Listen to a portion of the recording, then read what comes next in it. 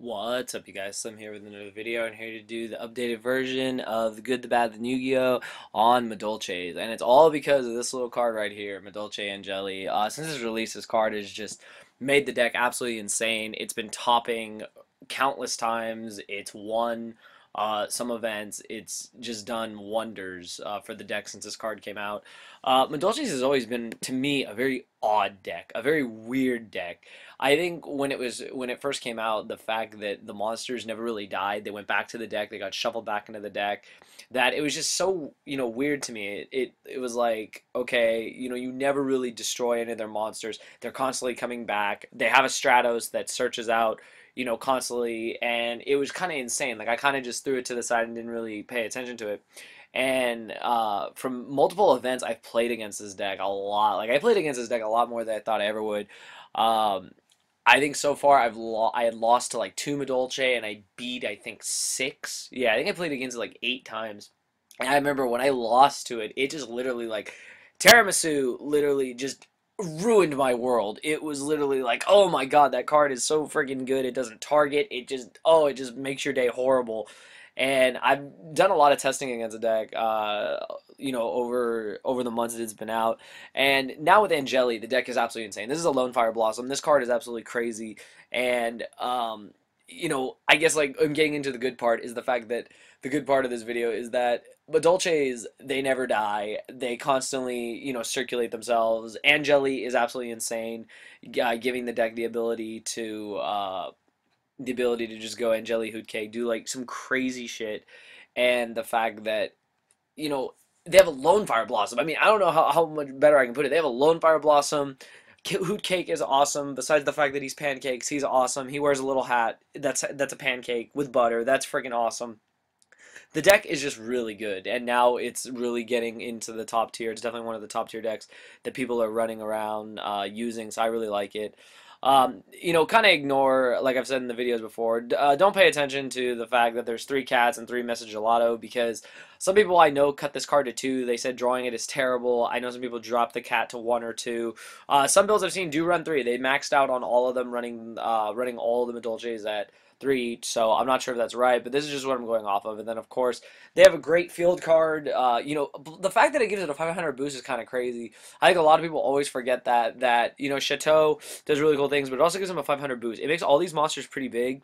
The fact that Hoot Cake is 2,000, the fact that Message Gelato is 21, is nothing to really kind of gawk at, because they don't seem like much when they first come out, and then when they get Chateau on board, they just start doing things. The fact that you can play like all your defensive traps, everything, and you can just win the minute Tiramisu comes out. Like Tiramisu literally just like ends games. It's insane.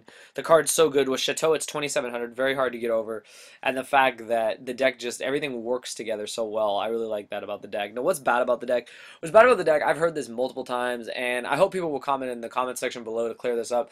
People are saying that it's a known fact that if you effect Veiler or Max see them as their combos going off and they lose, that's the end, that they're not able to come back. I don't know if that's true or not. I've heard it from multiple people that yes, that's true. No, that isn't true.